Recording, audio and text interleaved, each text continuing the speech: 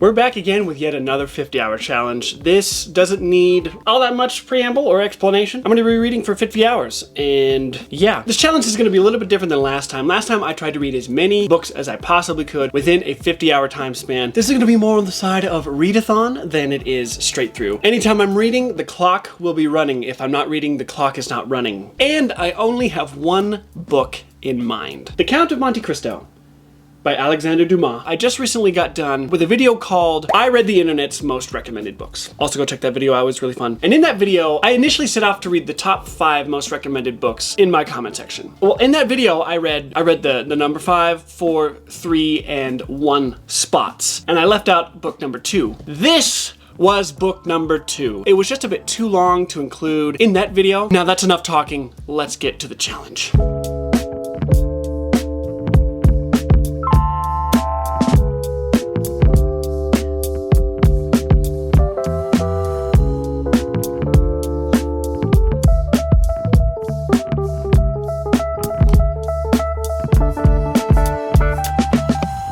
An hour and 8 minutes in. I just got to chapter 6. I'm on page 41 of 1065. Wow, that just hit me. I think this is my 4th attempt at this book. I've tried several different translations. In each translation that I've tried, I get to the same exact part in the book. So I'm hoping I can push past that wall that I always hit. I really wanted to give this book another shot. That is, we've got a long road ahead of us. But I think it's time to get comfy. Huh? Where'd my bedding go? Well, I guess now's a good time to tell you about the sponsor of today's video, Helix Sleep. Helix Sleep is an online company that provides people with home essentials, including mattresses, bedding, and other home basics. If you're looking for a premium mattress at a great price, look no further than Helix Sleep. These premium mattresses are customized to your specific needs, and amazingly, it's conveniently shipped to your doorstep. You might be thinking, but Ian, how do I get one of these premium mattresses? It all starts with the simple Helix Sleep quiz. This quiz is designed to match you to the perfect mattress. Everything is smoothly broken down based on your body type and sleep preferences. Helix delivers your mattress right to your door. Ian put that it only ships for free in the United States on the screen right here. Thank you. Your mattress will come rolled up in a box like this, and it's super easy to set up. Each mattress comes with a guaranteed 100-night sleep trial to ensure that you love it. Helix mattresses also include a 10-year warranty with flexible payment plans and financing options. Helix has simplified the process of narrowing down which type of mattress works best for you with their sleep quiz. The Helix sleep quiz honestly speaks for itself. It of course asks you some preliminary questions, but then it gets into the details of how you sleep, when you sleep. Are you a back sleeper, a side sleeper, a stomach sleeper, any other kind of sleeper? Of course, what size the mattress is. For instance, the mattress that I was matched with is the Helix Midnight for side sleepers, also with a cooling layer on top. Yes, that's nice. I've only been sleeping on this mattress for a little over a week, and I can say it's changed my sleeping habits dramatically. I wake up feeling more refreshed, I don't wake up with aches and pains like I used to, and I find myself wanting to go to bed earlier, which means it's helped me to get back into a sleeping rhythm. Go Helix.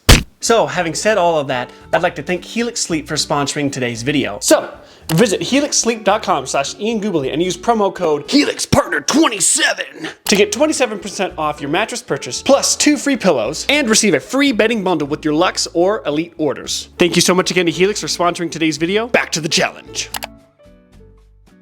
It's been a while. I started this video yesterday. Obviously it's the next day. And not only is it the next day, it's the next evening. It's just kind of what happens. I've not really read much. Okay, today I've maybe read for an hour. That's about it. I'm sitting on chapter 16 on page 115. Oh my gosh, I think I realized something. The version that I used to have, I'm fairly certain it was an abridged version because this sucker is 300 more pages than my previous copy, and there's discussions and there's even chapters that were missing. I'm fairly certain this is an unabridged version, that's why it's so big. I think that's why I'm loving it so much, because I'm getting more detail, I'm getting more conversations, I'm getting more of what Alexander Dumas does best, which is Well, pretty much everything. The Count of Monte Cristo, probably the most famous story of revenge ever written. A young sailor who has everything ahead of him. He's becoming a captain, he's getting married to the love of his life. Everything goes wrong when he is falsely accused of supporting the Emperor Napoleon in his exile, and he is unjustly imprisoned for 12 years. Currently, he's in jail right now. He's just met the Abbey. I love the Abbey's character because he's just so... Everyone thinks he's crazy, but he's so sane. I just think he's just a ray of sunshine. I love his character so much, and I love how him and Edmund already kind of hit it off. They're hatching their own plot to escape. I want to get this challenge done on Friday. It is Tuesday, so you know what that means. On this channel, that means all-nighters, all-dayers, and all in-betweeners.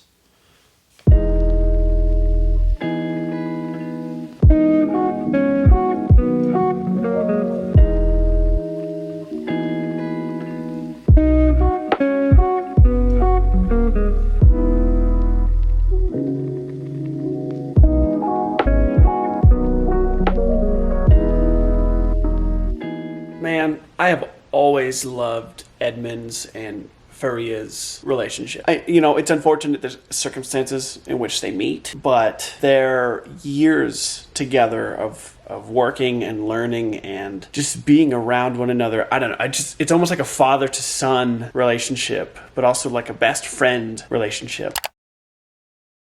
Oh, man. Yep, I'm just here in the car, just chilling here in my vehicle. So, where are we at? Oh my gosh, it's pathetic. What's not pathetic is how fast I'm reading this book. Well, I feel like I'm reading this fast, but I'm on page... Gosh, what am I at? I'm on page 174 on chapter 22. Man, this book is perfect. It's genius. It's a work of art. And this translation is amazing. The unabridged version is fetching amazing. I love how there's more content. I like big books and I cannot lie. Edmond Dantes, the infamous jailbreak. He got out of the Chateau d'If, bro. And it's such a genius way. It's such a genius idea. Like the way that Dumas wrote that, I bet that freaking shocked his audience. I don't really know what I'll do if I finish this. I guess the whole point is I've given myself 50 hours to read this book. And if I finish before then I guess I finish. 5 hours in, we're at 170 something. All right, that's around 35 pages an hour almost. At the current rate I'm going, it'll be about 30 and a half hours when I'm done with this book. Well, I'm just gonna have to freaking slow down. Nah, no, I'll never slow down. I'm not gonna slow down till I die. All right, without further ado, let's get back to the challenge.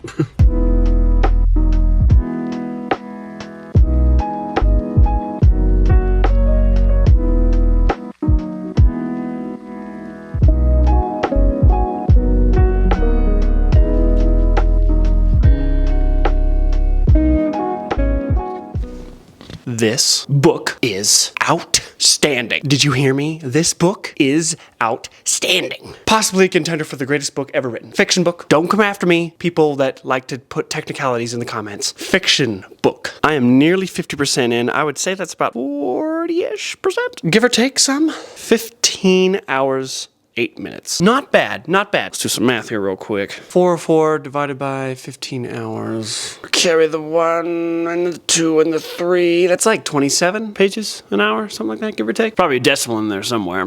Cannot quit myself of this story. And I thought I knew this story. Of course, I've seen the movie. The movie came out when I was a kid, so I know the basic gist, but I know the movie gets a lot of things wrong, and it also changes key elements to the story. The book is an altogether different experience. Where to catch you up on the plot-wise without giving spoilers away. The Count of Monte Cristo has been introduced. Of course, we know who he really is, okay? I would hope that's not lost on anybody who reads the story. And maybe he was supposed to like give this big, huge reveal at the end, and you're like, oh my gosh, what? The Count of Monte Cristo was that guy? We know who he is. So he's made his entrance, and he's made his entrance into the story, and he's captivating everybody. He's so extravagantly and flamboyantly rich, like richer than everybody else in the French and Italian aristocracies, that they're like, Who is this person? I've never heard of this man before. The things that come out of his mouth, you're like, man, he's really playing this part well. Now we're finally back in France. Like, we finally see Mercedes after, I think it's been 20 years. What an entrance that was. What an entrance it was for her to meet the Count. The Count. She's not stupid. She's still in love with Edmund all this time. And you know that she knows. The fact that he started off so noble, and now his entire life is just shrouded in deception in order to exact his revenge. That's such a heavy, heavy message.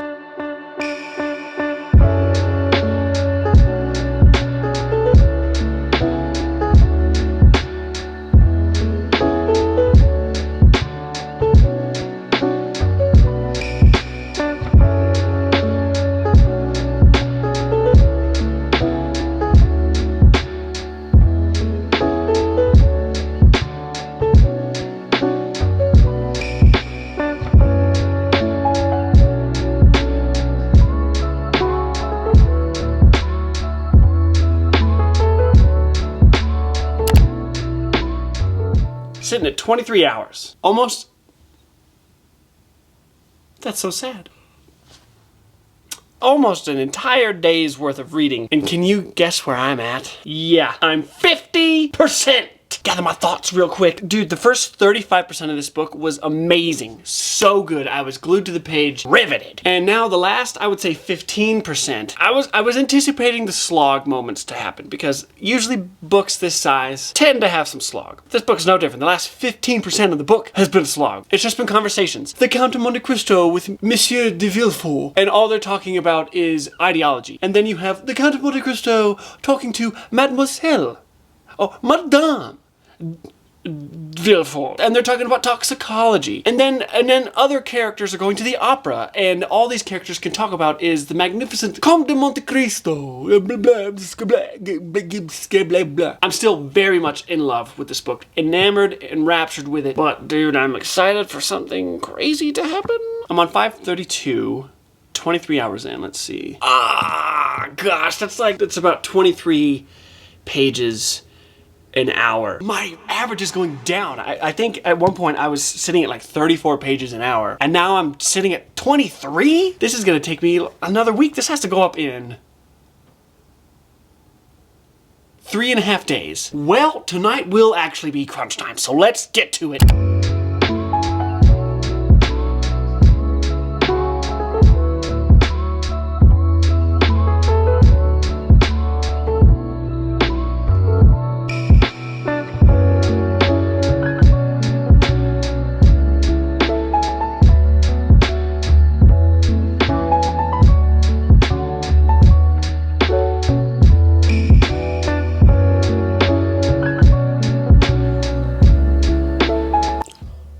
Wait, what? She's dead. She died? Man, and of course this guy only cares about his stupid job. He deserves everything the Count's about to give him. Bro. Dude, these fetcher people never learn. They only think about themselves. That's how they got in this predicament in the first place.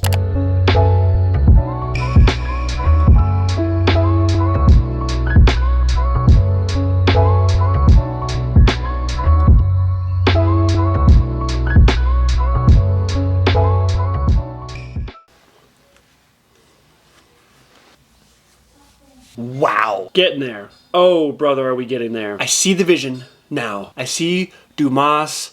I see his vision. I see where he's been leading me to this entire time. You come to realize that all of these sneaky snakes don't even remember. They don't even think about what they did to poor Edmund. The only one who seems to still be heartbroken 25 years later is Mercedes. And now the revenge is coming to fruition. There are things that Dumas set up so well, and there's some things that are so subtle that you don't realize. I am so on board now to see how all of this unfurls, because I am sitting on I'm on chapter 85, on page 814. I'm coming up on 200 pages to go. Actually, am I? No, not really. I'm 250 pages away from being done with this book.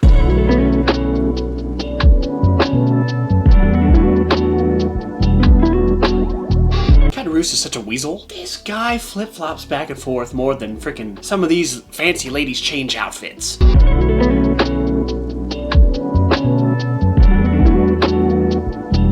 book physically hurts my wrists to hold. It is a chunker.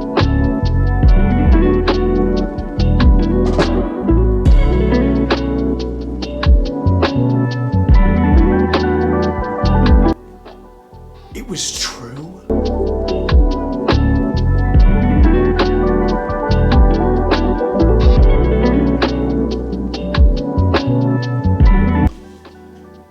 Mercedes. Oh. Mercedes has come. Dude, I knew she knew. I knew it.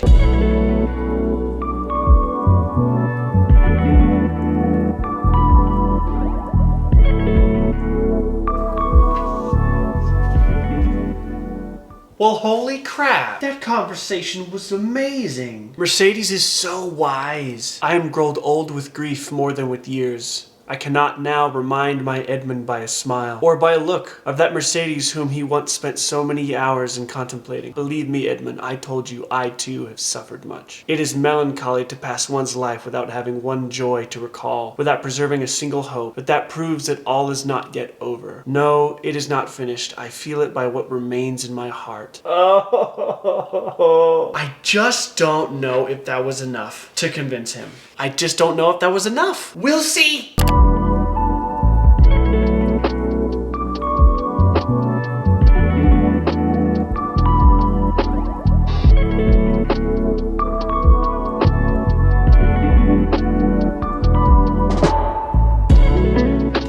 Oh my gosh. Folks, it's been all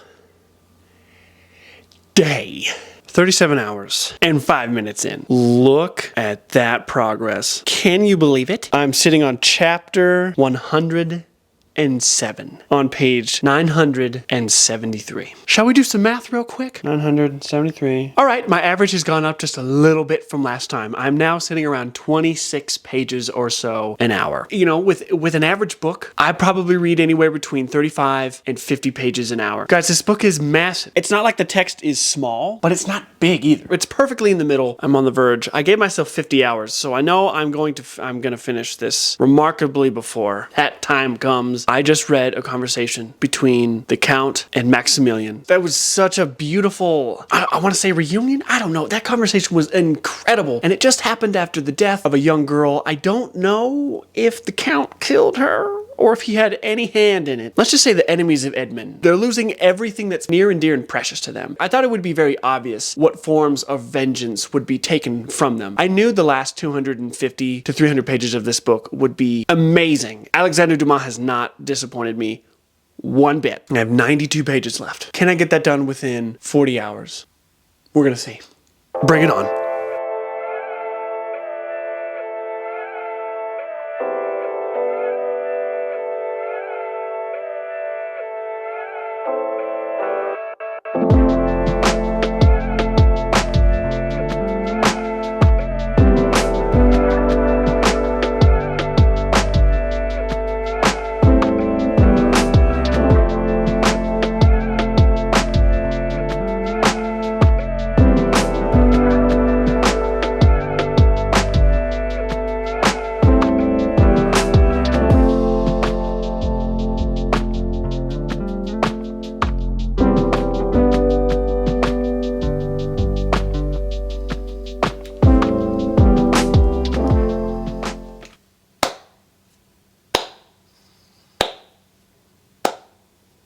Wow. Where are we at?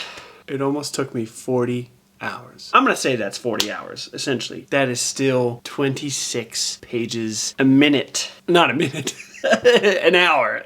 26 pages an hour. On average, it took me 26 pages an hour over the course of 6 days. It would probably take an entire other video to really sum up my thoughts concerning this book. No one was safe. No one was safe from Edmund's total, unhinged vengeance. Yet, when the worst of them all happened, and I mean the absolute worst, I think what happened to Villefort, well, I don't know, what happened to Fernand? Bro, I don't really give a crap about Caderousse or Danglars. Like, Caderousse made his bed and he lied in it. Danglars felt a little dragged out, especially near the end. But even in the end, that wrapped up really nicely with Edmond. This is a life-changing novel, man. This is a life-changing epic story. The underlying theme through the entire novel of, honestly, themes of redemption and love. What lengths is someone willing to go to exact their revenge? And when does it become apparent that they've gone too far? This all kind of wrapped around this beautiful Christian theme of the sovereignty of God and the providence of God, but also the mercy of God, really gives hope to everything. You know, even though some people met a drastic end, some people went mentally insane, and others were spared and forgiven. And in the end, the overall transformation of Edmond, this story is sprawling and it's magnificent. It's breathtaking. There were times where I was ferociously eating this up and I did not want to put it down. And then there were other times where I thought, man, I really need to slow my pace. And I think this has now become